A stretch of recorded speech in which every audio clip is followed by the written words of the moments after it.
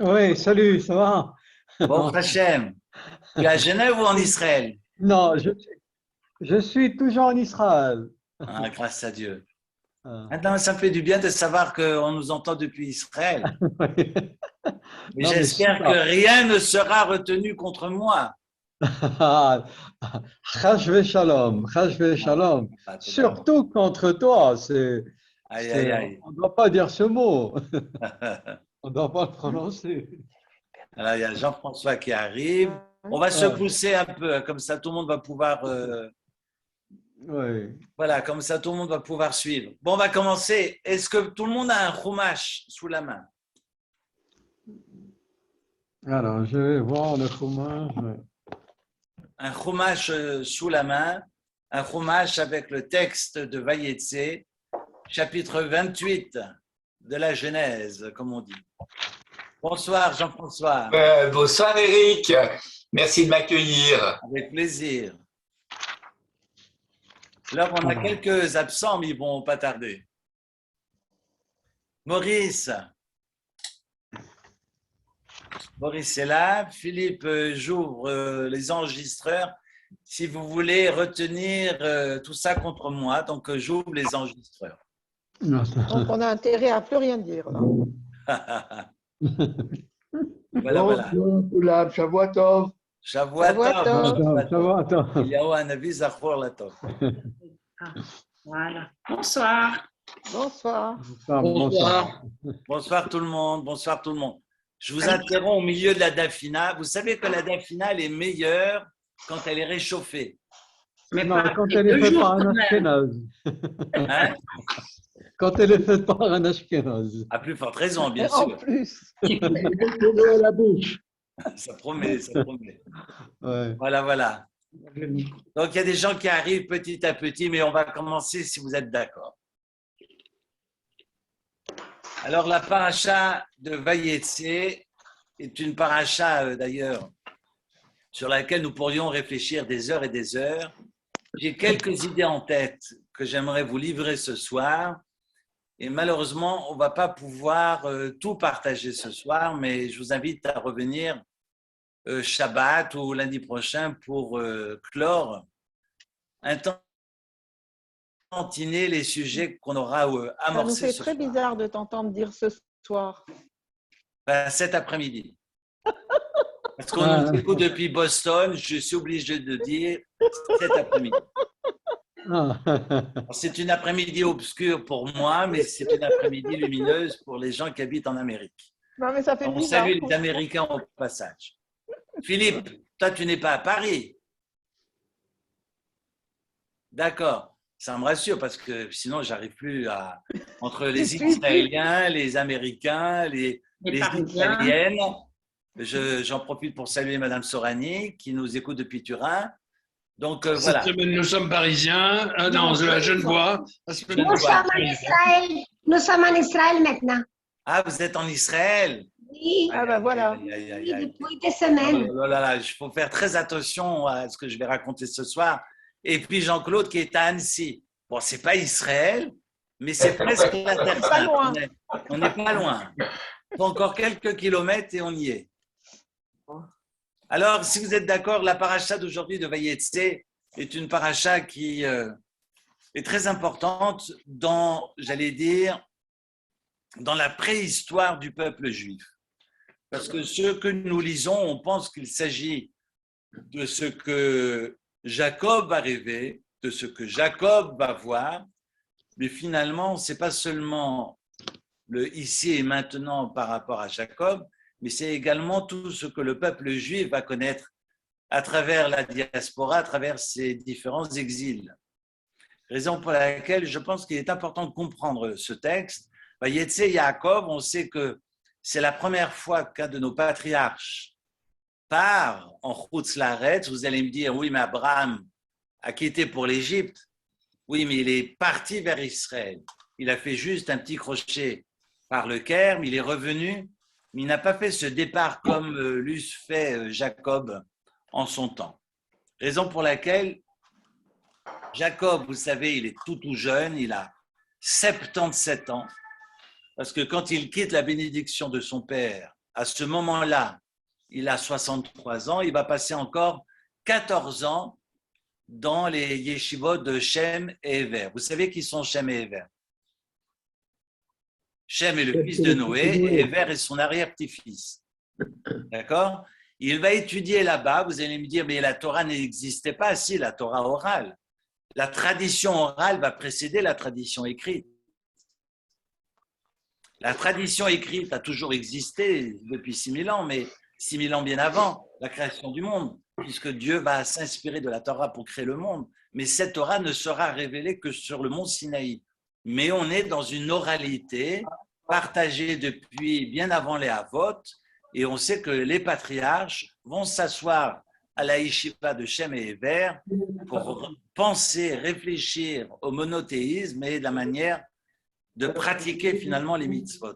C'est intéressant parce que je vous rappelais, il y a 15 jours, Je vous embrasse tous. Hein. Demain, je le mettrai. rappelez-vous, j'entends des voix, mais rappelez-vous que il y a 15 jours, lorsque Abraham va accueillir les Malachim, c'est le soir de Pessah. Donc, ce n'est pas l'esclavage d'Égypte qui va créer la fête de Pessah, parce que la fête de Pessah existe bien avant la sortie d'Égypte. Et c'est important de comprendre que finalement, les fêtes ne sont pas les conséquences des événements. Finalement, les fêtes et les mitzvot ne sont pas les conséquences de l'histoire, mais l'histoire va suivre les mitzvot et l'histoire va ancrer les mitzvot. Je ne sais pas si je me fais comprendre, mais on va y revenir. En tous les cas, Vayetse Yaakov, curieusement, c'est marqué Vayetse, que Yaakov est sorti de Beer-Sheva et il sort de Beer-Sheva qui s'appelait d'abord Beer-Sheva au nom de l'alliance signée par Abraham, et ensuite, après on ait donc déterré ces 7 puits, on fait référence à Beer-Sheva de Yitzhak. Et Beer-Sheva d'aujourd'hui fait référence donc au puits et non pas à la promesse entre Avimelech, entre les Philistins et Abraham. Vayetse Yaakov, on sait que Yaakov a fui et on ne comprend pas pourquoi c'est marqué. Vayetse, pourquoi on parle de sortir alors qu'il est en train de fuir son frère. Vayetse Yaakov Beer-Sheva, Vayelech Harana, et va se diriger vers Haran. Est-ce que vous savez où se trouve Haran par rapport à Beer-Sheva? On sait que Beer-Sheva, je vais juste mettre mon casque pour être mieux entendu, parce que je suis sourd d'oreille comme mon arrière-grand-père. Et vu que j'ai changé, j'ai pris un petit ordinateur, j'aimerais juste pouvoir vous entendre et m'entendre à la fois, ce qui est difficile pour un sourd comme moi. Alors, Vayelech Harana, Harana, on sait que Haran est au bord de l'Euphrate. Donc, on sait que Yaakov va monter jusqu'à pratiquement 900 km, va monter jusqu'en Irak. Et après, dans les signes de ces 3 troupeaux de Tson, on sait que Tson d'ailleurs symbolise le peuple juif et que ces 3 troupeaux font référence, d'après le Midrash, aux 3 fêtes de pèlerinage. En tous les cas, il est face à des symboles si forts qu'il comprend qu'il est arrivé au bon endroit, où il va retirer cette pierre de la margelle, parce qu'on va aller chercher de l'eau, et finalement, cette eau de la Torah, ce sens de la vie, duquel il va puiser pour nourrir les peuples et les nations de la terre qui sont autour de lui. Je fais un abrégé, mais en fait, je reviens au verset. Vayivga bamakom vayalen sham. Je répète ce que j'ai dit Shabbat. C'est marqué au verset 11 qu'il va rencontrer l'endroit. Et on sait que dans ces versets, il est marqué 3 fois le mot makom. On sait d'ailleurs que le mot makom, aujourd'hui, fait référence à... C'est un des noms du bon Dieu. On dit d'ailleurs pour le deuil, vous savez que dans un deuil, on dit un makom yenachem etrem. On espère que le makom, qui veut dire finalement l'espace, l'omniprésence, l'espace, le lieu. Makom en hébreu moderne veut dire le lieu. Mais Makom, c'est le nom qu'on attribue aussi dans la Torah à Dieu. Et Makom, aujourd'hui, lorsqu'on est dans un deuil, on ne dit pas que Dieu te console, mais on dit que le Makom te console. Et certains expliqueront du fait que, vu que Dieu est triste du deuil que nous traversons, il ne veut pas être mentionné. Donc, on ne dit pas que Dieu console, mais que le Makom console. Je referme la parenthèse. En tous les cas, vous avez 3 fois le mot Makom dans les versets. Vous l'avez ici au verset 11, vous l'avez un peu plus tard lorsqu'il va se réveiller, et 3 fois Makom d'après le Kliyakar. Et d'après le Kliyakar et d'après le Midrash, en fait, il s'agit des 3 temples de Jérusalem. 2 qui ont été détruits et le 3e éternel qui apparaîtra à la fin des temps. Vaïvga Bamakom, il arrive en ce lieu. De quel lieu il s'agit? Il vient de quitter Be'er-Sheva, et vous pensez bien qu'au départ, son père n'habite pas à Be'er-Sheva, il habite Hebron, mais il va descendre vers le sud, descendre à Be'er-Sheva pour prier là où Abraham, son grand-père, a habité. Certains m'ont posé la question, d'ailleurs j'ai eu un texte pour lequel j'ai dû répondre hier, si finalement Yaakov se reconnaît dans les vertus de son grand-père. J'aimerais juste faire un aparté. Vous savez très bien que dans le Zohar, dans la Kabbale, on va dire que Abraham, je vais simplifier sans vouloir trop être simpliste, mais que Abraham Avinu, le premier patriarche, incarne la bonté, c'est-à-dire la recherche active du bien d'autrui sans attente de retour. Cet élan vers l'autre va le constituer toute sa vie et va viser donc ce souci d'autrui. On a Yitzhak, son père, son propre père, qui est plutôt dans l'incarnation de la Gvura. La Gvura, c'est la verticalité, c'est la rigueur absolue. Et Yaakov, finalement, comme on le sait très bien dans les générations, le petit-fils ou la petite-fille se reconnaît toujours dans les grands-parents. On sait toujours que finalement, dans l'éducation, on saute à chaque fois une génération. Parce que moi, je réagis par rapport à mon parent. Donc forcément, si mon enfant réagit par rapport à moi étant le parent de mon enfant, eh bien forcément, on va avoir une certaine transitivité. On va retrouver dans le caractère de l'enfant, finalement, le caractère du grand-parent. Alors, c'est un raccourci, mais certains m'ont demandé, alors Yaakov, finalement, se reconnaît dans le caractère d'Abraham.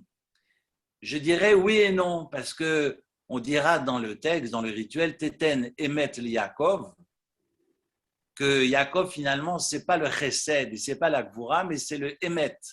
Emet veut dire la vérité, et je traduirais en ce cas qu'il recherche l'équilibre entre son père et son grand-père. Parce que s'il trouve cet équilibre-là, s'il réussit l'harmonie entre le chesed et la gvura, entre le chesed et le din, qui veut dire la loi absolue, eh bien peut-être que le Mashiach peut survenir. Évidemment, Yaakov ne réussira pas, c'est pour ça que le Mashiach n'est toujours pas là. Donc il y a une recherche d'équilibre. Je reviens maintenant à Yaakov.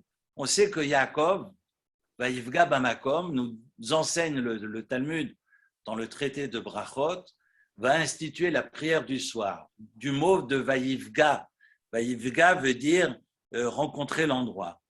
On ne sait pas de quel endroit il s'agit. Évidemment, il s'agit du mont Moria. Et il vit l'endroit de loin. C'est marqué pour Abraham, Vayar, et Amakom et Rachok, nous rappelle le Rashi. Et Vaïvga, donc il s'agit ici toute la prière suscitée par Yaakov.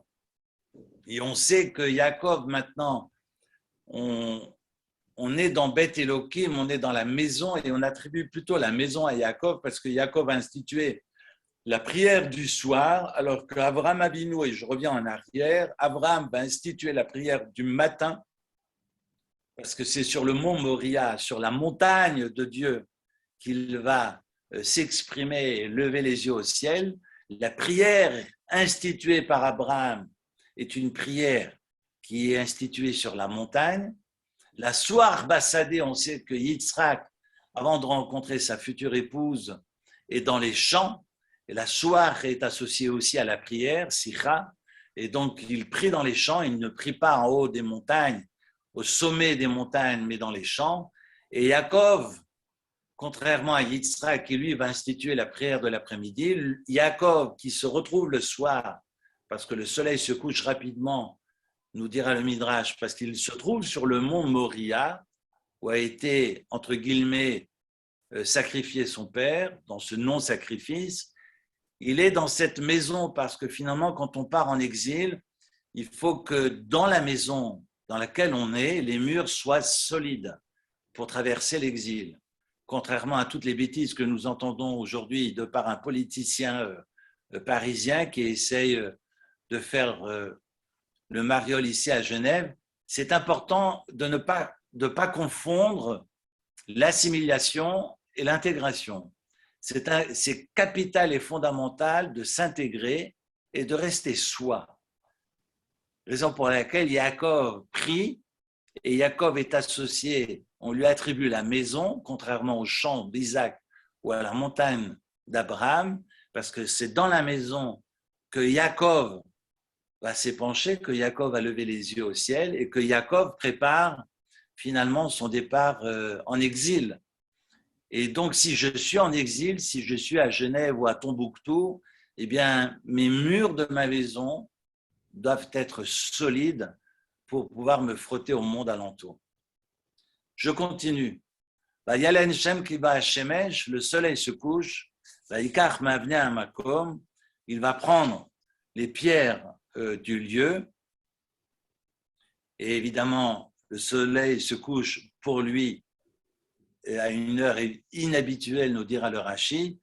Et il va mettre ces 12 pierres. Le Midrash nous dira que ce sont 12 pierres qu'il essaye de rassembler, parce que ces pierres qui symbolisent les 12 tribus, qui symbolisent finalement les Juifs de la terre, doivent être ensemble pour pouvoir affronter l'exil. Et quand Yaakov va se réveiller, ces 12 pierres ne forment qu'une seule pierre et unique. Parce que quand il se lève, vous verrez qu'il ne prend pas les pierres sur lesquelles il a dormi, mais il prend la pierre, c'est marqué au verset 18, Jacob se leva tôt le matin, Veikar et ha-even. Il va prendre la pierre. Donc il n'y en a qu'une seule, alors qu'il en avait plusieurs auparavant, avant de se coucher. Ces 12 pierres ne forment qu'une seule pierre.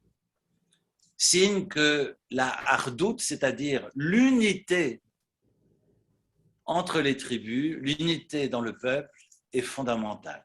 Et il se bat pour cela, d'ailleurs il va se battre pour cette unité jusqu'à la fin de sa vie. Jusqu'à la fin de sa vie. Lorsqu'il va retrouver Joseph, il va envoyer en éclaireur Judas pour que Judas se rabiboche avec Joseph. Et que Judas et Joseph, qui sont finalement cette dualité des enfants dans les enfants d'Israël, dans les enfants de Jacob, puissent se retrouver et j'allais dire s'harmoniser. On ne leur demande pas de se ressembler, mais on leur demande cette complémentarité qui permet finalement au peuple juif de demeurer pérenne. Et c'est là toute la difficulté de l'histoire. Je reviens avec Ikar Mavna Amakom, il va prendre les pierres de l'endroit, va Yassem Mera Ashotav et les met sous ses têtes. Parce que, Marc, toi qui vis en Israël, Ra Ashotav, ce sont ces différents roches, ce sont ces deux têtes. On fait référence en fait aux deux temples de Jérusalem. Vaishkav Bamakomahu, il va s'étendre en ce lieu. Et là, texte magnifique, vous connaissez évidemment le texte par cœur, Ruben en a fait des tableaux, mais je ne vous parle pas de Ruben ce soir, je vous parle du texte de la Torah. Vayachalom, il fit un rêve, Vine sulam mutzav artsa, verosho magia hashamaima, Vine malache Elohim, olim veyordim bo. Très rapidement, je vous explique d'abord en premier temps les rachis. Il fait un rêve et voici qu'une échelle est dressée vers la terre et sa tête arrive dans les cieux. Je dis une échelle dressée vers la terre dont la tête est dans les cieux. Parce que c'est marqué Mutzav Artsa, dressé Artsa comme Mitzrayma, Artsa Kenan. Le A de Artsa signifie vers, la direction. Donc elle est dressée vers la terre. Comme si les pieds et la tête de l'échelle sont finalement dans le ciel.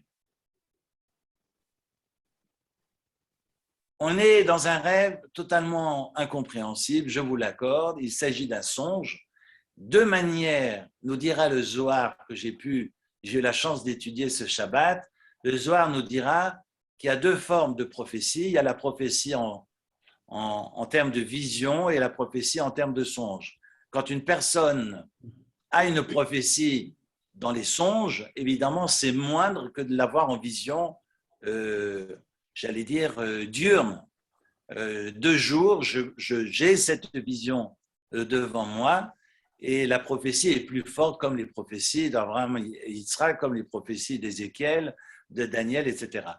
Quand il s'agit d'un songe, le Zohar nous dira oui, parce qu'il ne peut pas se permettre d'avoir une vision claire comme les Névi'im parce qu'il n'est pas encore marié.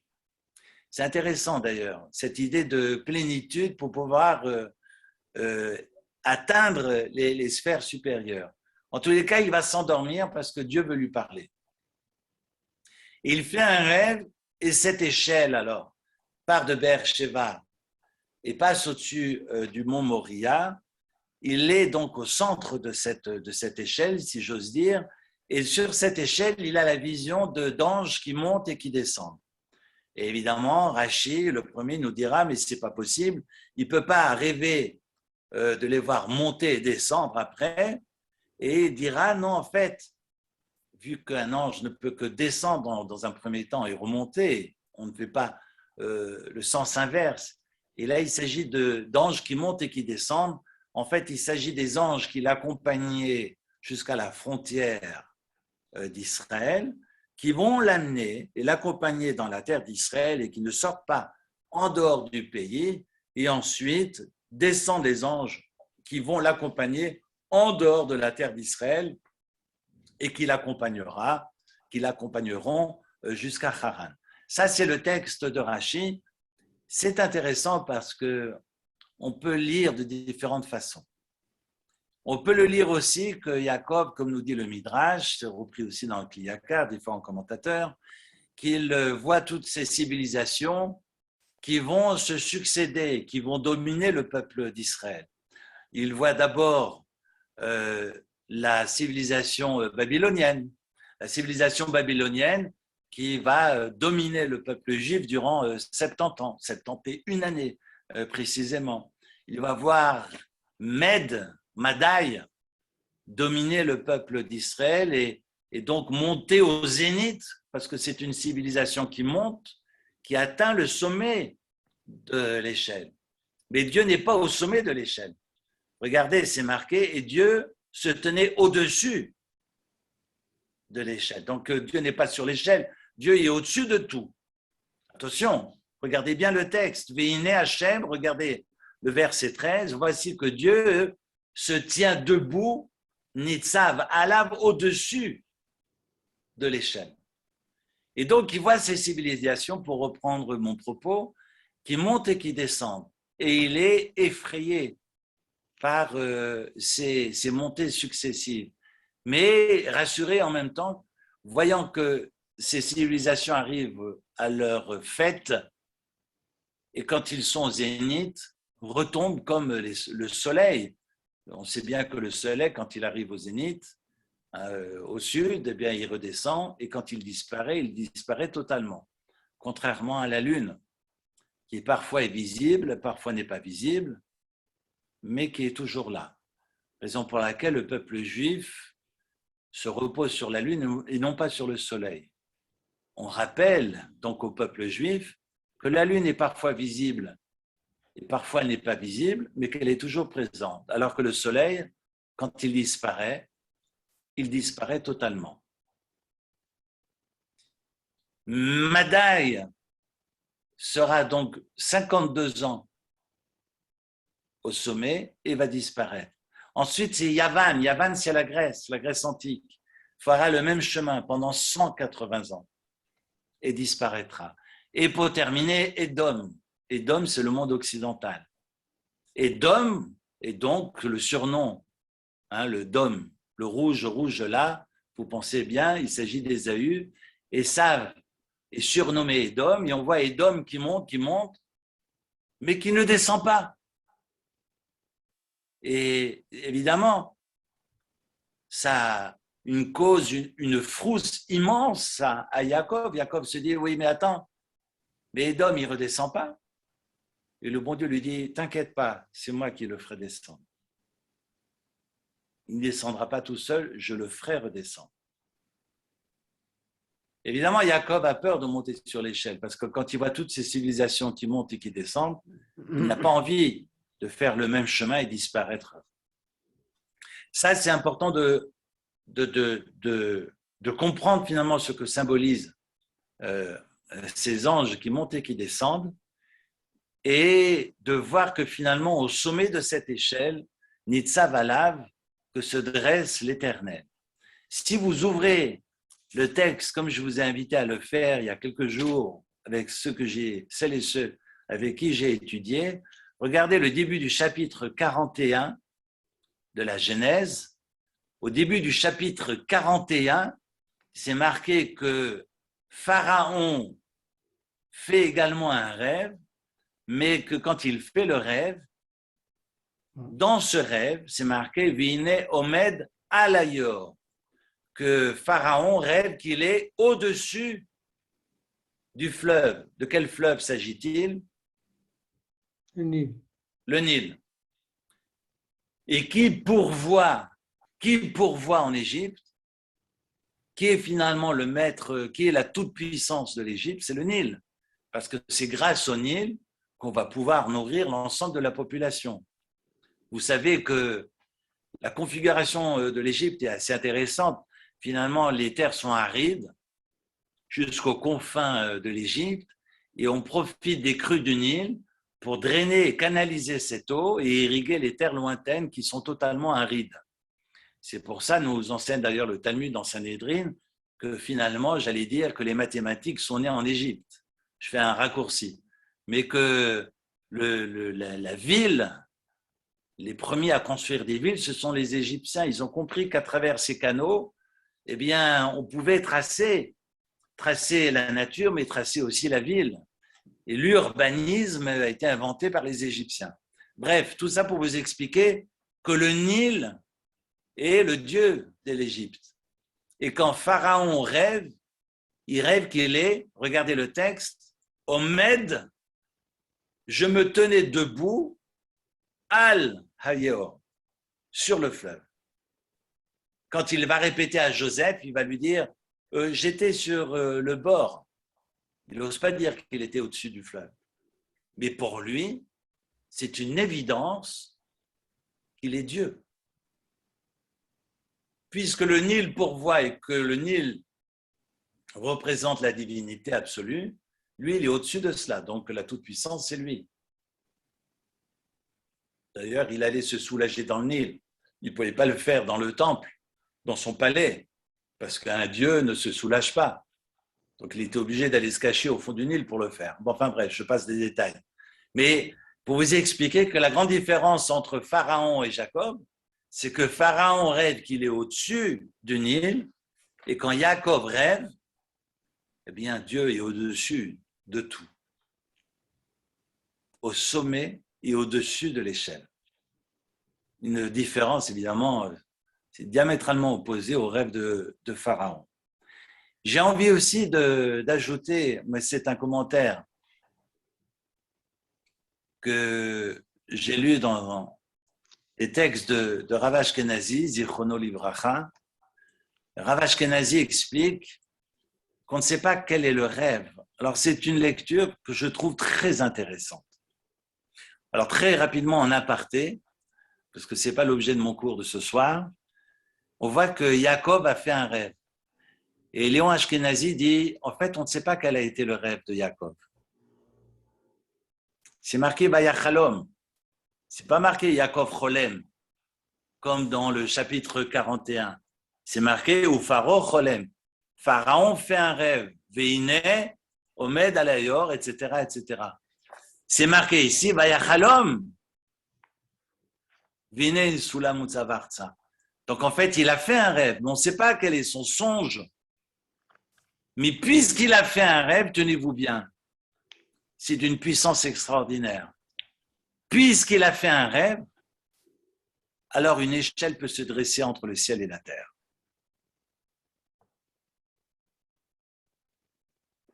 Puisqu'il a fait un rêve, puisqu'il accepte le rêve, puisqu'il accueille le rêve, contrairement à Freud qui pensait que c'était la voie royale pour l'inconscience, ça c'est seulement quand on dort. Et quelqu'un qui rêve, il rêve pas seulement quand il dort, il rêve toute sa vie, même que quand il est au travail et qu'il est pensif et qu'il travaille ses méninges et qu'il est dans l'imagination. Alors je parle devant un psychiatre, il m'arrêtera si je dis des bêtises, mais Bion disait justement le contraire, que cette capacité, je parle d'un anglais, mais cette capacité de rêver, c'est finalement cette capacité à donner, j'allais dire, une place à la créativité. J'évoquais Shabbat, ce syndrome des tableaux XL, parce qu'aujourd'hui, on est dans un monde où tout doit rentrer dans des cubes, tout doit rentrer dans des tableaux, tout doit rentrer dans des chiffres, tout doit rentrer dans des nombres, et tout doit être quadrillé et compartimenté. Eh bien non. La Torah nous apprend, à travers le rêve de Yaakov, à travers le rêve d'Avimelech, à travers le rêve de Yosef, à travers le rêve de ses voisins d'infortune en prison, à travers le rêve de Pharaon. Je veux dire, il y a des gens qui ne rêvent pas dans l'histoire juive. En fait, il y a tellement de place donnée à l'irrationnel,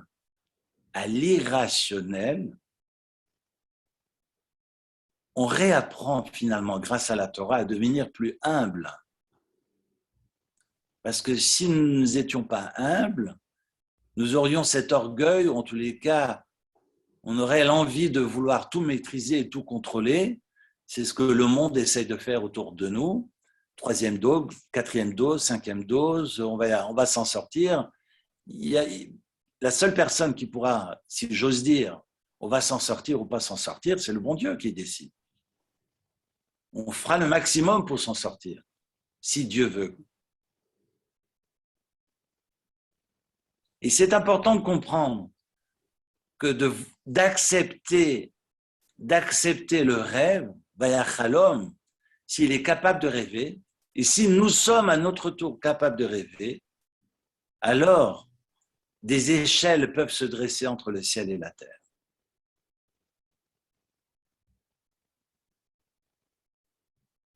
Je reprends.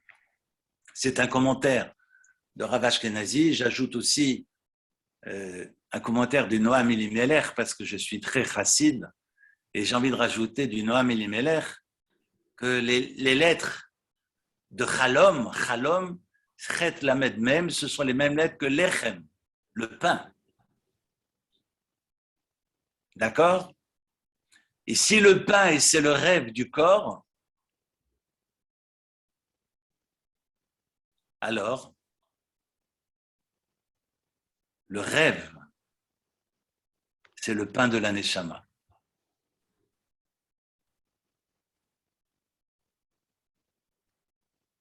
Ce n'est pas de moi, c'est de Léon Ashkenazi. Mais je trouve fondamental d'accepter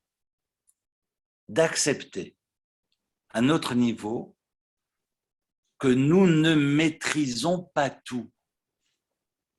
On fait le maximum et nous avons l'obligation de faire le maximum parce qu'on doit choisir la vie.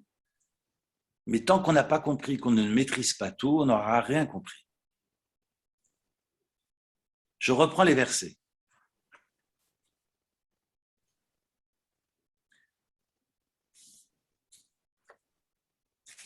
Dieu lui parle et quand il se réveille, Vaïra Vayomar. Pardon, d'abord verset 16. Vaïkatz Yaakov, Yaakov se réveille, Mishenato de son sommeil. Vayomer, il dit, Achen yesh Hashem bamakom hazeh.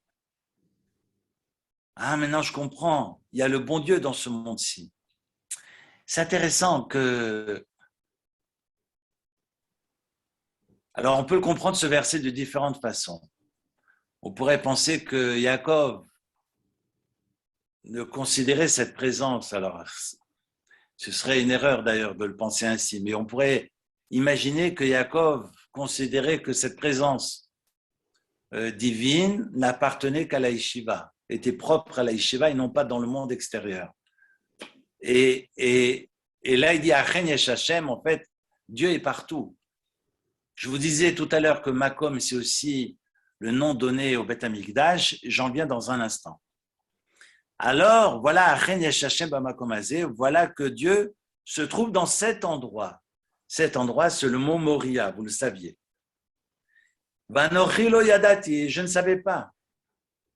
Vayira, il eut peur. Vayomar, il dit, Manora Makom Hazeh, comme ce lieu est terrible, il est redoutable, troisième fois qu'il cite le mot Makom, Enze, cela n'est autre que qui imbet Elohim, que la maison de Dieu, Veshar Hashamaim, et la porte qui donne vers les cieux.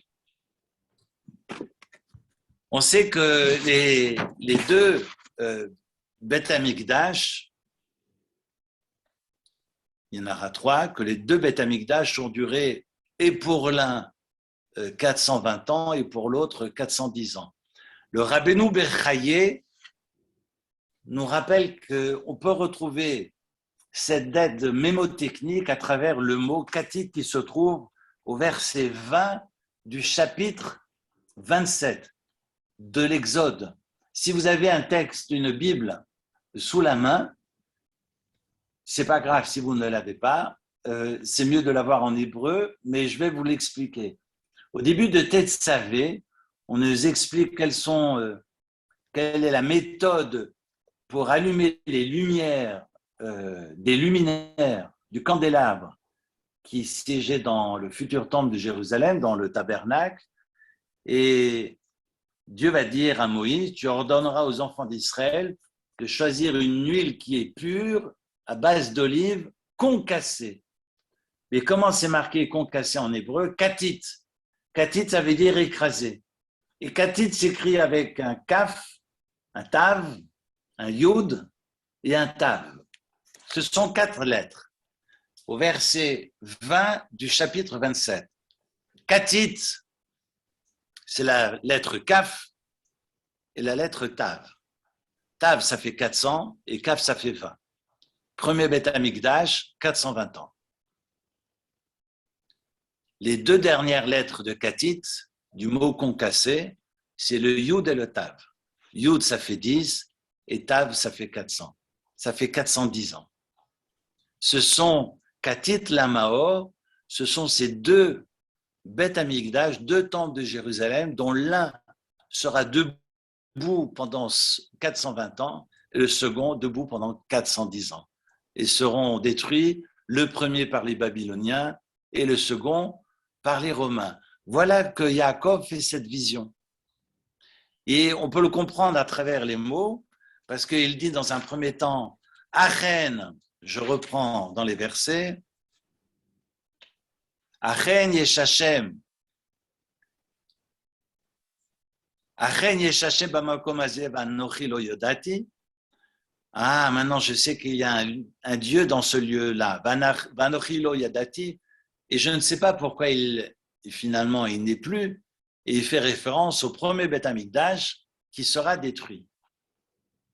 Le second Beth Amikdash, à travers le verset qui suit, le verset 17, et il eut peur parce qu'il voit ce deuxième Beth Amikdash être érigé et finalement disparaîtra. Manora Makom Hazeh, comme il est redoutable, comme il est terrible, on peut l'entendre aussi au sens péjoratif, ce Makom, finalement, ce deuxième Beth Amikdash, Enze, qui imbet Elohim, c'est la maison de Dieu, Veze Shar Hashamaim, et finalement c'est la porte du ciel.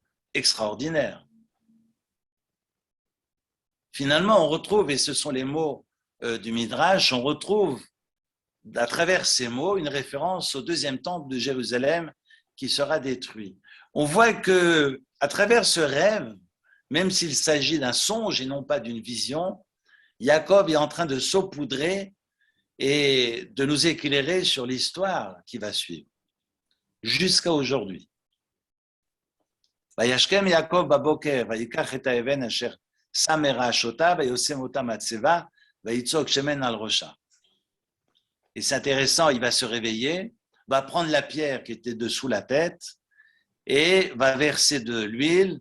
Je disais Shabbat que finalement, d'après la Kabbale, cette huile est descendue du ciel parce qu'il ne se promenait pas avec de l'huile, vu qu'il a été dévalisé par le fils de Ésaü. Vous savez qu'il partait normalement avec un peu de souvenirs de famille et qu'il pensait pouvoir se marier avec l'or qu'il avait dans les poches, comme l'a fait Eliezer lorsqu'il est allé chercher Rebecca pour le fils de son maître, pour Isaac. Lorsqu'il va se retrouver devant Lavan, évidemment, Lavan va se frotter les mains parce qu'il s'est mis plein les poches à l'époque avec Eliezer. Il a récupéré tous les bifetons que le Genevois a portés dans ses mallettes et il en a profité sans faire exprès de tuer son père Bethuel parce qu'il voulait empoisonner Eliezer. Et il s'est dit, quand un Genevois passe par là, forcément dans les valises, il y a des dollars. Donc il a versé du poison dans le verre. Le problème, c'est que le père passe par là, il a bu le verre qui était destiné à Eliezer et meurt dans la nuit. Et on se retrouve le lendemain à marchander avec le frère de Rebecca et la maman. On verra souvent que dans ces familles orientales, finalement, ceux qui décident de la destinée de la fille, eh bien, c'est le frangin, c'est le grand frère qui, finalement, très curieux, qu'on retrouve des usages qui sont narrés ici dans le texte biblique, qu'on retrouve finalement dans nos us et coutumes d'aujourd'hui. Je referme cette parenthèse. Mais on a, rappelez-vous, Eliezer qui arrive avec des bijoux, et quand Lavan va voir Jacob, et qu'il comprend qu'il est de la famille du richissime Isaac, il se dit, je vais encore une fois ouvrir les coffres de l'UBS et récupérer tout ça. Alors, comme l'UBS, d'ailleurs, l'a fait durant la guerre. Vous savez bien que l'UBS n'aurait pas été riche sans l'Allemagne nazie. Excusez-moi de cet aparté. Alors, oui, Maurice, je ne t'entends pas parce que tu as ton micro éteint.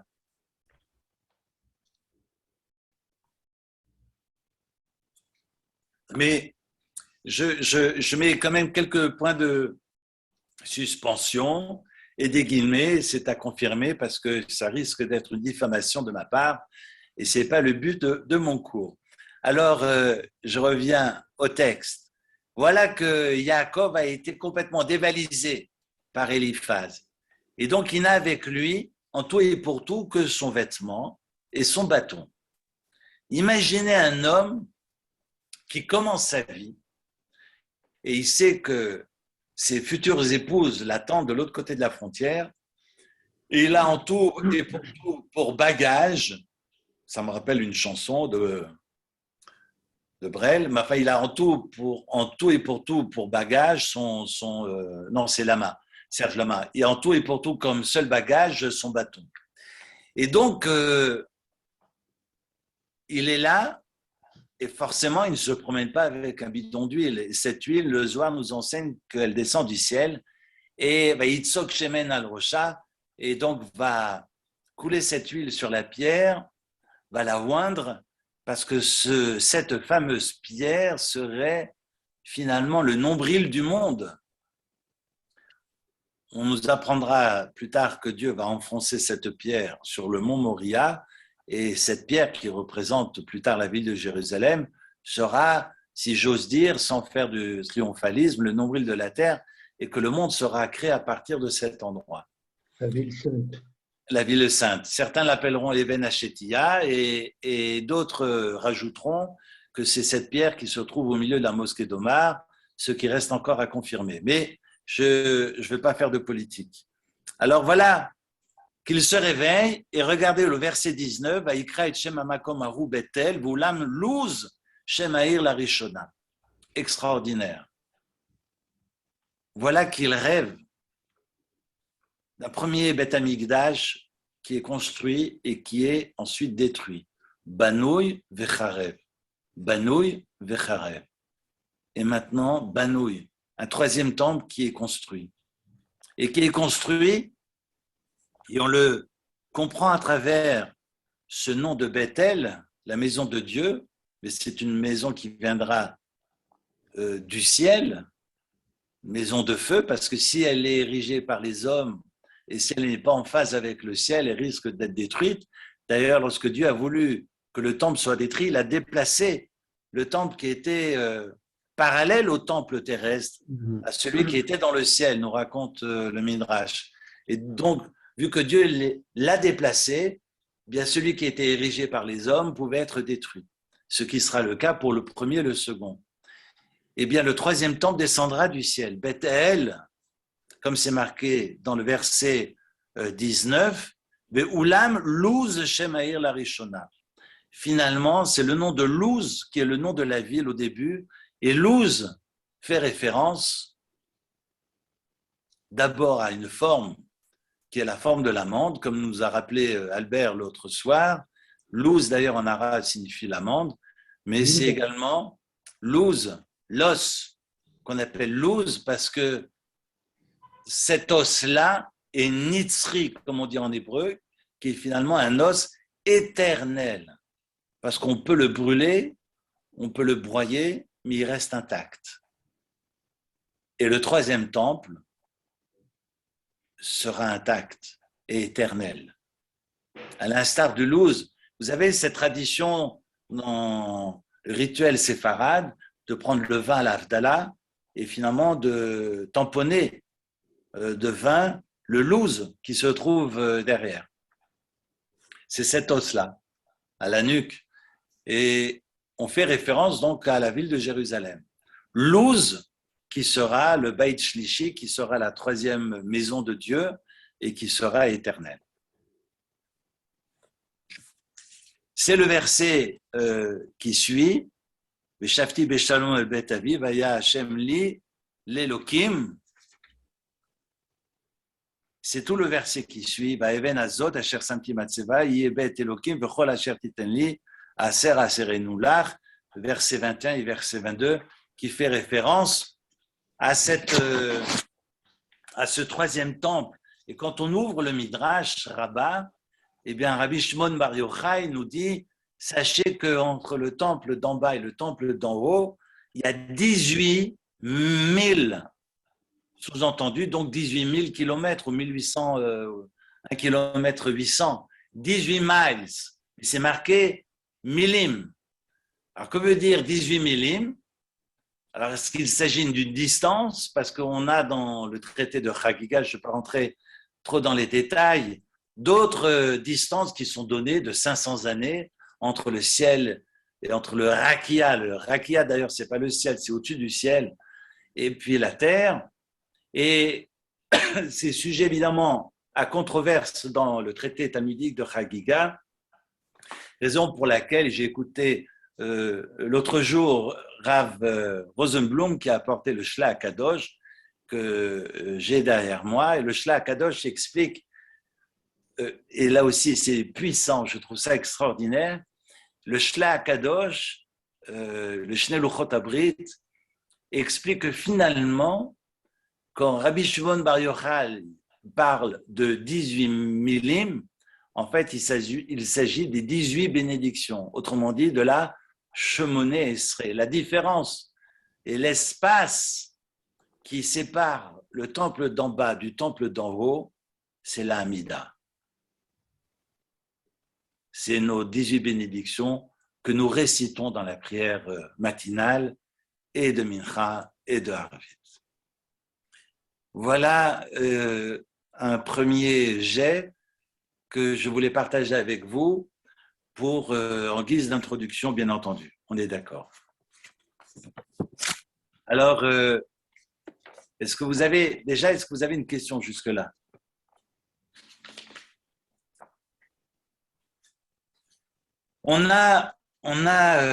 J'ai pris la Gemara dans Yuma qui parle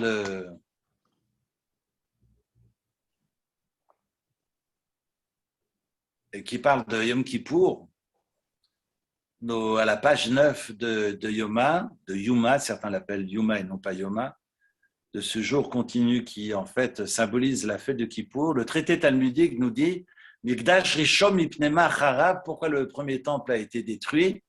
À cause mipnei shlosha devarim shayubo, à cause des trois choses que le peuple d'Israël donc a transgressées, avodah zara, l'idolâtrie, Gilui Arayot, l'adultère, et Shfichut Damim, le crime Et le traité talmudique que j'ai là sous la main explique finalement ces 3 péchés capitaux qui ont entraîné la destruction du temple. Le second temple sera détruit à cause de Sinatrinam. Que veut dire Sinatrinam? C'est le péché gratuit. La haine gratuite. Mais c'est quoi la haine gratuite? Finalement, concrètement. Parce que j'ai de la haine pour quelqu'un qui m'a fait du mal. C'est quoi la haine gratuite? Le mal pour le mal. D'accord, je prends. Alors, beaucoup diront que la sinatrinam, c'est le lashon hara. La haine gratuite, finalement, c'est la médisance, ou plutôt la maldisance. Dire du mal, c'est intéressant parce que j'accueillais hier à la synagogue, dans la journée d'entreconnaissance entre l'islam et le judaïsme, la synagogue était pleine. Hier, il y avait un monde fou, et puis j'ai répété les 10 commandements et je leur ai expliqué qu'on pouvait assassiner par les armes, mais on pouvait aussi assassiner par les mots. Et c'est important de rappeler que dans cette période sombre que nous connaissons, où la haine est tapie à nos portes et qu'on est alimenté d'ailleurs, cette haine est alimentée par des politiciens qui n'ont rien compris à la vie et qui viennent fomenter ici à Genève et ailleurs, alors qu'ils ne sont pas genevois, enfin bref, sans allusion aucune, que les mots tuent et que nous avons ce fondamental, l'otane vereacha et shaker, qui est la 9e loi des 10 commandements, de faire attention à ce que nous exprimons. Parce que respecter son prochain, ce n'est pas seulement ne pas le tuer par les armes, mais c'est aussi ne pas le tuer par les mots. Et je disais que lorsque je lis dans le journal que des gamins de 11-12 ans mettent fin à leur vie parce qu'ils sont harcelés à l'école, c'est un scandale. C'est un scandale. Et on doit être attentif, pas seulement à ce que les gens racontent, mais à ce que nous racontons aussi. Parce que parfois, on ne pense pas faire du mal. Mais quoi qu'on dise, il faut être très attentif.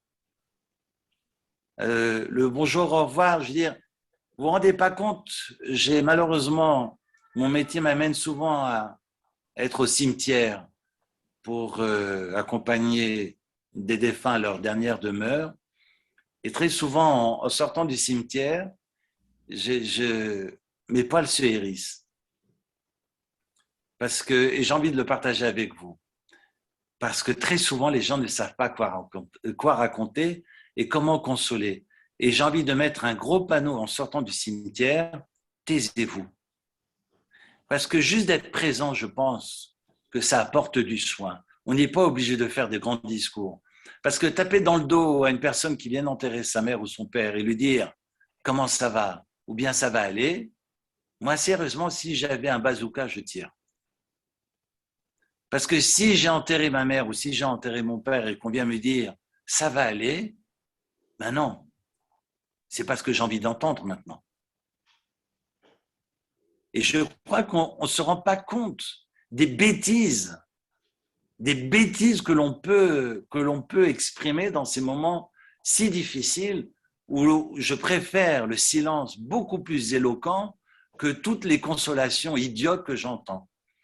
Et malheureusement, je suis amené très souvent à aller au cimetière, à être au cimetière ces derniers temps, et j'ai envie de mettre un gros panneau, faites acte de présence, mais taisez-vous. Parce que cette présence est beaucoup plus riche. Parce que finalement, on amoindrit cette présence avec les mots, et finalement, on fait plus de mal qu'autre chose. Je referme la parenthèse. Alors, le deuxième Beth Amikdash a été détruit à cause des mots qui se sont transformés en mots, M-A-U-X. Ça, c'est la sinatrinam. Et ça aussi, Yaakov Avinu l'a vu.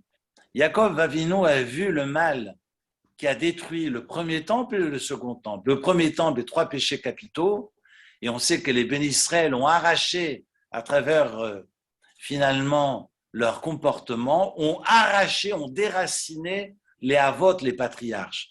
Parce qu'Abraham, son tikkun, c'est le tikkun de la Avodah Zarah. Abraham Avinu a permis à ce que la Avodah Zarah disparaisse, parce qu'il s'est jeté dans le feu pour combattre l'idolâtrie et est sorti vivant. On sait que Yitzhak a donné son coup pour le sacrifice et aucune goutte de sang n'a été versée. Et que de par son geste et par son élan et son sacrifice, entre guillemets, symbolique, il a combattu le crime. Et Gilou Yarayot, on le sait à travers le chapitre 43, verset 3, 49, à la fin du Sefer Bereshit, à la fin de Vaïri, dans les bénédictions de Yaakov, quand il dit à Rouven, Kori Bereshitoni, il fait allusion aux agissements de Réhouven. C'est le verset 3 du chapitre 49. On sait qu'à cet endroit, Yaakov prouve le tikkun qu'il eut fait par rapport à Gilou Yarayot. Et on sait que les Avot, finalement, vont permettre le tikkun tant de la faute originelle que la faute des Béné Israël. Lorsque les Béné Israël vont arracher finalement les Avot de par leurs agissements, ça, Yaakov le voit à travers son rêve et comprend la tristesse de cette destruction funeste du premier temple de Jérusalem. Sinatrinam est le deuxième temple. Raison pour laquelle, lorsqu'il va, et le Midrash nous dira, donne-moi un vêtement pour vêtir et le pain pour manger, il fait référence à ces trois péchés capitaux. J'y reviendrai peut-être dans un autre cours, parce que ça vaut la peine aussi de réfléchir à un tantinet. Comment se fait-il qu'il parle de pain et de vêtements? Évidemment, il y a une symbolique derrière. J'ai aussi envie d'être aussi pragmatique et vous dire tout simplement que là aussi, on est tout le temps malheureux et on passe nos temps à râler. C'est intéressant, j'ai envie de vous inviter, si vous avez l'occasion, si vous avez Facebook, je vous envoie un lien d'un ami que j'ai en Israël qui s'appelle Raoul Spiber, pas Spielberg, mais Spiber, qui est un rabbin qui habite dans le sud d'Israël et qui explique qu'il a fait une expérience de personnes qui étaient à une station de bus et on allait leur demander combien de bus sont passés en face. Et ils vont vous dire, ah, mais il y a plus de bus qui sont passés en face que dans notre station à nous. Et curieusement, quelles que soient les personnes, vous irez demander, et moi le premier, est-ce qu'il y a plus de bus qui sont passés de l'autre côté, à la station opposée? Et on sera tous à dire, mais oui, chez nous, il n'y en a aucun qui est passé, alors qu'ils sont tous passés là-bas, chez eux, mais pas chez nous. Et cette expérience a été faite aux États-Unis. Il explique, c'est un commentaire que je peux vous envoyer si ça vous intéresse, et il nous dira finalement, c'est toujours le verre à moitié vide ou à moitié plein. On verra toujours le bonheur des autres, mais on aura oublié qu'on a plusieurs bus qui sont passés devant nous, mais on les a oubliés, ceux-là. Et on est incapable de dire ce qui va. On ne retiendra que ce qui ne va pas. Et quand on demande aux gens alors comment ça va, eh ben, la seule chose qu'ils auront retenue, c'est les choses qui ne vont pas. Parce que ces choses qui ne vont pas auront marqué les esprits. À commencer par celui qui attend son autobus. Donc finalement, on ne retient dans la vie que ce qui ne va pas. Et on se plombe et on se tue. Je ne parle pas seulement de cancer, Dieu préserve, mais on se stresse la vie bêtement parce qu'on ne retient pas ce qui va et on ne retient que ce qui ne va pas. Je reviens simplement à un commentaire d'Or HaChaim HaKadosh qui dit, regardez, Yaakov Avinu. Yaakov, il demande, Dieu lui dit, mais que veux-tu? Je ne veux que Beged Lilbosh Lechem Lechol. C'est la fin du verset 20 du chapitre 29. Chapitre 28, pardon. Notre début de Vayetse.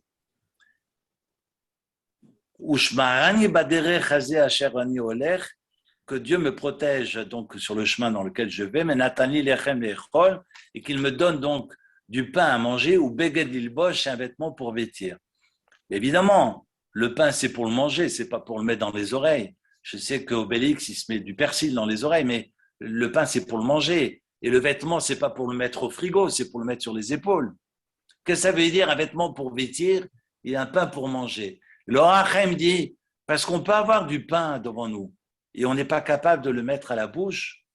Et je peux vous dire qu'au quotidien, je suis dans un EMS où je suis face à des personnes qui ne peuvent plus prendre le pain qu'il y a sur l'assiette et l'amener à la bouche. Et quand on peut le faire, eh ben c'est une chance. Mais ça, il faut en être conscient. Et quand on peut prendre un vêtement et le vêtir, eh ben c'est une chance. Et il faut en être conscient. Parce qu'on ne retiendra que les moments où ça ne va pas. Mais quand on se réveille le matin et qu'on est capable de bouger, qu'on est capable de voir les enfants sourire, qu'on est capable de voir le soleil et les oiseaux tourner autour de la fenêtre, et qu'on a les mains pour bouger, les pieds pour marcher, eh bien, il faut lever les yeux au ciel et dire merci le bon Dieu. Et ça, Merci. c'est une leçon. À sa mère, Bechilko, la plus grande joie, c'est d'être heureux de ce que l'on a. J'aimerais, évidemment, ce n'est que l'introduction, mais j'aimerais dire deux choses. La première, c'est la naissance de Judas, parce que c'est une idée qui m'a traversé Shabbat, que j'aimerais reprendre avec vous. C'est la naissance de Judas. Alors évidemment, on sait que le mariage avec Léa n'était pas finalement un mariage attendu par Jacob et que Rachel va se sacrifier et donner les codes, nous dira le Midrash, nous dira le Zohar, va donner les codes à sa sœur pour que finalement Léa, qui était destinée à Ésaü, se marie finalement avec Jacob et Rachel prendra sur elle et fera ce sacrifice, et grâce à ce sacrifice, sera un des tenants du trône céleste. Vous vous rendez compte? Le trône céleste est tenu par 4 personnages, héros bibliques, Abraham, Isaac et Jacob, et Rachel. Et Rachel. Je continue, ça mérite un cours d'1 heure. Mais voilà que Rachel donne finalement le secret qui devait être donné, remis à Jacob. Et Jacob sait dans le noir absolu, après le mariage, qu'il s'agit de Rachel et non, c'est Léa qui est à ses côtés. Alors, je passe ces rencontres avec les bergers, je passe cette histoire autour de la margelle du puits, je saute toute cette période pour venir aux naissances des enfants. Ça vaut la peine de prendre cette paracha et d'étudier cette paracha au moins minimum 1 année entière. Parce que chaque verset mérite 1 semaine de boulot. Alors, regardez juste le texte quand il s'agit de la naissance de Judas.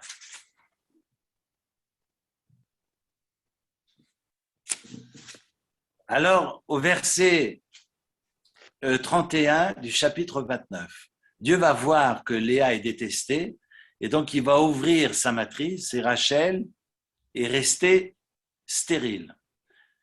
Au verset Lamed Bet 32, Léa va telet ben, donc Léa va concevoir et donner naissance à un enfant, va tikra shemo Reuven, va l'appeler Reuven, car elle va dire Kira Hashem beoni, car Dieu a vu ma souffrance, Keata et Havani Ishi, car mon mari et Havani Ishi va m'aimer ou m'aimera. Il s'agit évidemment d'un futur. Batar Od va telet ben, elle va encore concevoir un enfant et elle va appeler cet enfant Kishama Hashem, qui s'énoua Anochi, que Dieu a entendu que j'étais haï et donc elle m'a donné encore un enfant que je vais appeler Shimon, qui veut dire qu'il a entendu. Batar Od va telet ben, elle va encore concevoir un enfant et le mot encore, c'est dans mes mots, c'est pas dans le verset. Elle va donner naissance à un fils elle va l'appeler Ata Hapa'am, maintenant, cette fois-ci, Yelave Ishi, mon mari devra m'accompagner. Ce que j'ai expliqué Shabbat, évidemment, elle n'a que 2 mains. Donc, le 3e enfant s'appelle qui m'accompagne. Lévi veut dire qui accompagne. Parce que si elle a une main pour Réhouben et une main pour Shimon, elle n'a plus de 3e main. Donc, monsieur, son chéri va devoir marcher avec elle pour aller au parc et pousser la poussette, parce qu'il lui faudra encore une main pour tenir la main de Lévi. Hapa'am Yelaveishi. Cette fois-ci, mon mari sera uni à moi. Qui est latilo shlosha banim, car j'ai eu 3 enfants. Alken karashemo Lévi, c'est pourquoi elle va l'appeler Lévi. Je continue. Vous m'accordez encore 2-3 minutes. Vatarod vatelet ben. Et cette fois, elle donne naissance. Vatomer. Et elle dira, encore une fois, c'est moi qui ajoute, Hapam, cette fois-ci. Et là, c'est le texte qui le dit. Hapa'am, ha, ça veut dire celui-ci. Hapa'am, cette fois-ci. Odé est Hachem. Je remercie, ou je remercierai, c'est un futur. Je remercierai l'Éternel. Alken, c'est pourquoi Kara, elle a appelé Shemo, son nom, Yehuda, Juda. Extraordinaire. Que veut dire le mot juif en hébreu? Yehuda, Yehudi. Yehudi. Et Yehudi vient de Yehuda, Yehuda. Pourquoi? la Judée. À cause de la Judée. Maurice a raison. Parce que après le schisme, quand le territoire d'Israël a été dévasté par les Assyriens et que les tribus d'Israël aient disparu, il ne restait que la Judée, habitée majoritairement par la tribu de Juda. Et que veut dire Juda? Donc les Juifs descendent des Judéens. Les Juifs, les Yehudim, descendent de Yehuda. Oui. Vu que c'est la Judée qui ensuite a été, j'allais dire, annexée par les Babyloniens, ces fameux Judéens vont revenir. Finalement, on descend des Judéens. Oui ou non? Donc le mot juif vient de Yehuda. Que veut dire Yehuda? Odel Hashem, celui qui est capable de dire merci. La Gemara, alors tenez-vous bien parce que c'est extraordinaire. C'est extraordinaire.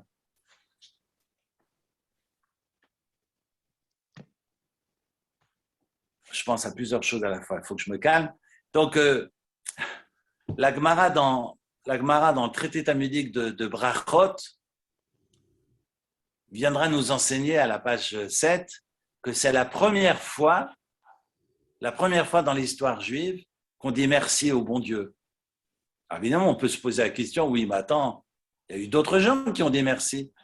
Rappelez-vous des offrandes de Caïn et Abel, rappelez-vous des offrandes d'Abraham, d'Isaac, d'Adam Arishon. Combien de Noé, combien sont nombreuses celles et ceux qui ont apporté des sacrifices? Oui ou non?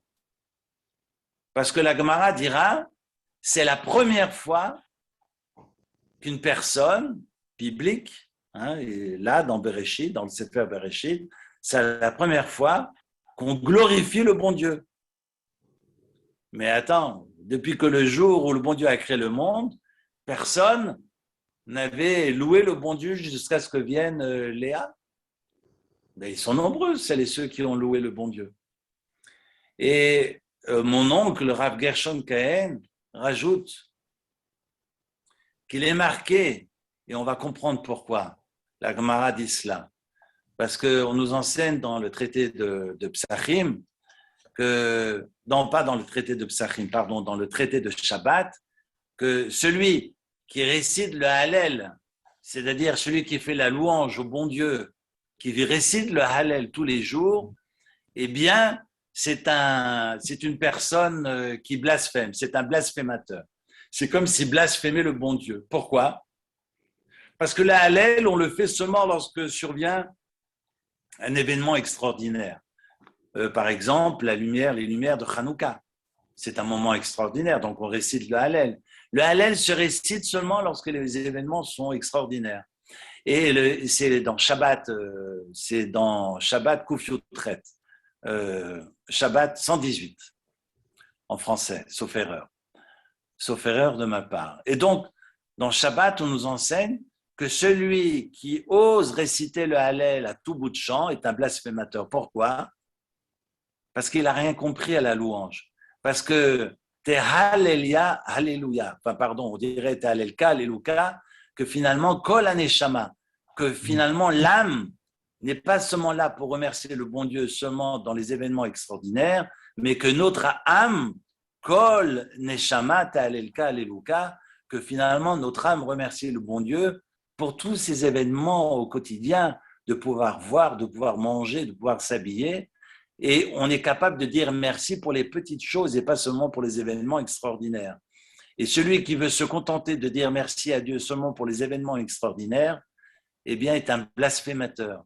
Parce que remercier Dieu, c'est quand on respire et qu'on est capable d'ouvrir les yeux le matin et de réciter Modéani lefanecha melecha vekayam, de remercier le bon Dieu, de pouvoir respirer, de retrouver la vie. Et quand on recouvre la vie au quotidien, c'est là qu'on est censé lever les yeux au ciel et de dire merci. Modéani, Odel Hashem. Yehuda veut dire celui qui est capable de dire merci en permanence. Oui, Maurice. L'ironie du sort, Zemmour s'appelle Yehuda. Le Qui donc? prénom juif de Zemmour, c'est Yehuda. Ben oui, c'est un comble. On aura, j'en profite, on aura, et je vais terminer là-dessus. J'ai un peu débordé aujourd'hui, mais en fait, je n'ai pas réussi à évoquer tout ce que je voulais, mais bon, peu importe. On aura un Yaakov qui a travaillé, acharné pendant plus de 20 ans, 7 ans pour Rachel et finalement pour Léa. Encore 7 ans pour Rachel, il y a encore 6 ans pour multiplier les biens de son beau-père. Il profite que son beau-père est allé tondre loin de la maison pour plier les bagages, prendre ses affaires, prendre ses épouses, ses enfants et s'en aller. Lorsque Lavan apprend que son gendre est parti avec toute la smala, il va lui courir après. Évidemment, lorsqu'il atteint les tentes de Yaakov, Dieu survient en songe et lui dit « Tu as intérêt à ne rien faire, ni en bien ni en mal, je veux rien de toi. Mitov vadra, nous dit le texte, sauf erreur. Je ne veux absolument rien parce que, comme on dit, je ne veux ni de ton miel ni de ton dard. Parce qu'on ne veut pas de ton dard, mais on pense qu'on peut se complaire, on peut s'affairer du miel de la personne, mais parfois le miel est plus dangereux que le dard de l'abeille. Et le bon Dieu avertit Lavan et lui dit de ne rien faire. Au final, au réveil, il a compris la leçon du bon Dieu et il arrive chez Jacob, il lui dit, regardez le verset, je ne vais pas vous le faire par cœur parce que le verset fait froid dans le dos, mais j'avais quand même envie de le partager avec vous.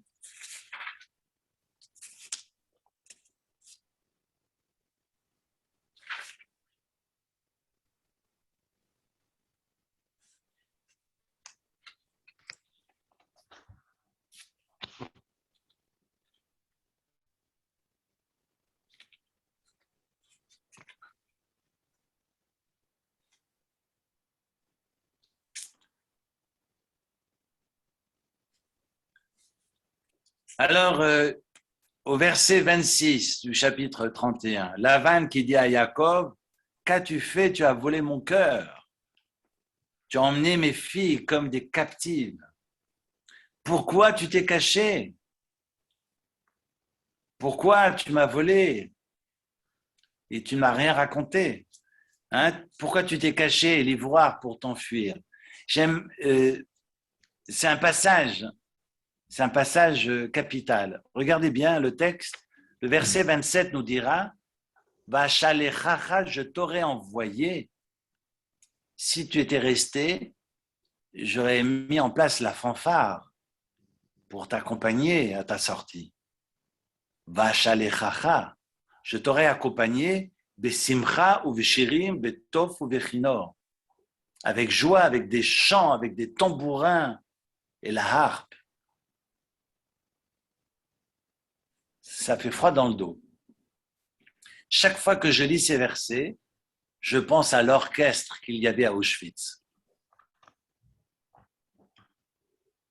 Je t'aurais accompagné en musique.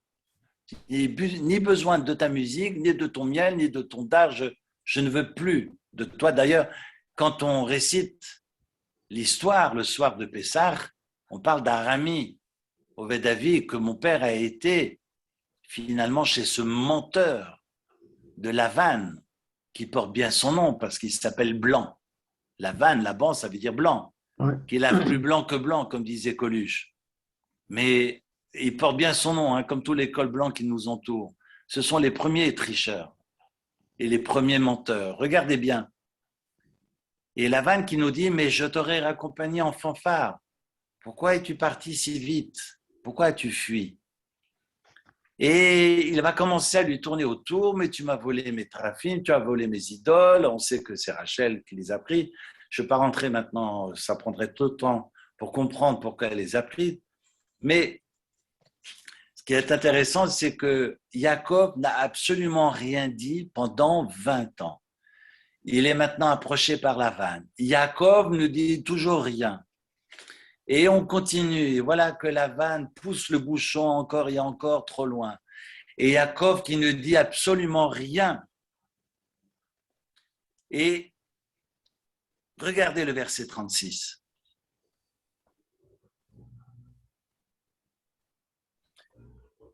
Vayichar le Jacob, c'est la première fois que Jacob se fâche. 20 ans que Jacob se tait. La première colère. Enfin une sainte colère, comme diraient les psychologues. La sainte colère de Jacob. Ce n'est pas trop tôt. Regardez, Vayichar le Jacob, Vayarev belavan, Vayan Jacob, Vayomer le Lavan. Jacob s'emporte et se dispute, se fâche contre Lavan et lui dit, Ma pishi, ma chatati, qui dalakta charay. Quelle est ma faute? Quel est mon péché pour que tu me cours comme ça après? Pour que tu te dépêches après moi. Dalakta, ça veut dire aussi allumer. Ici, Rashi explique que c'est poursuivre. Et la hadilik, ça veut dire allumer, comme on allume avec le feu. Ouais. Rashi traduit par la poursuite. Mais quelle est ma faute pour que tu me cours après? On pourrait penser que Jacob s'énerve, et je vais terminer là-dessus, que Jacob s'énerve contre Lavan et lui dit, mais qu'est-ce que je t'ai fait, bon Dieu? Et il s'énerve, il est en colère, qu'est-ce que je t'ai fait? Quelle est ma faute? Quel est mon péché pour que tu me pourchasses à ce point? Eh bien, c'est une lecture. C'est une lecture. J'ai envie de vous proposer une autre lecture et je fais un clin d'œil à mon cher ami Rav Shmuel Cohen, Zichronot Tzadik Livracha. Samuel, avec qui j'étudiais ce passage, m'a dit, c'est pas comme ça qu'il faut lire le texte. Ma chatati ma pishi signifierait que Jacob ne s'en prend pas à Lavan, mais à lui-même. C'est comme si je me regarde dans la glace et je suis en train de me dire, mais qu'est-ce qui m'arrive? Il dit à Lavan, qu'est-ce que j'ai fait, en somme, pour que tu crois à travers mes agissements, pour que tu crois un seul instant que toi et moi, nous étions du même bord.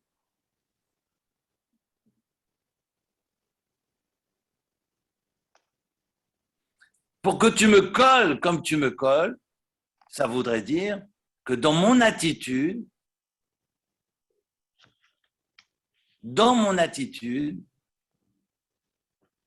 eh bien, il semblerait qu'on est de la même communauté, qu'on est du même acabit, de la même veine. Peut-être que dans mon attitude, eh bien, ça pousse à croire que finalement, toi et moi, on est pareils. Il y a quelque chose qui ne joue pas. Parce que toi et moi, non, on n'est pas pareils. Et c'est vrai, comme tu dis Maurice, tu parles de Zemmour, il aimerait que tout le monde soit pareil. Et j'aimerais peut-être, à cet égard, reprendre le verset de Jacob. Ma chatati, ma pishi. Et qu'est-ce qu'on a fait au bon Dieu? pour que toi, ou plutôt qu'est-ce que j'ai fait pour toi en ta faveur, cher Lavan? Parce que moi, j'avais mes tzitzit dehors. Toi, tu n'avais pas de tzitzit dehors. Moi, je mettais mes tefilines tous les matins et j'allais manger kasher au restaurant de Genève. J'allais prier à la synagogue. Qu'est-ce que tu viens me dire que toi et moi, on est pareil? Tu as bien vu que dans mes actes au quotidien et dans l'état d'esprit dans lequel je fais les choses, toi et moi, on n'est pas pareil. En somme, il s'en prend pas à Lavan, il s'en prend à lui-même. Sans doute, je suis allé trop loin dans cette fameuse intégration. Et ce qui est fondamental, c'est notre capacité à vivre ensemble, mais surtout et au grand, surtout de se respecter. Parce que si je ne me respecte pas, alors le vivre ensemble ne signifie plus rien. Et Erev Tov, bonsoir à tous. Merci. Merci, Eric. Merci, Eric. Merci beaucoup. Bonne soirée. Merci beaucoup. Très grand merci. Merci. Erev Tov les Koulam. Merci Ah, beaucoup. ok. Merci beaucoup. Bye bye. Erev Tov. Et nous, on se voit quand On se voit, oui, les Koulam, et Rak Besorot Tovot.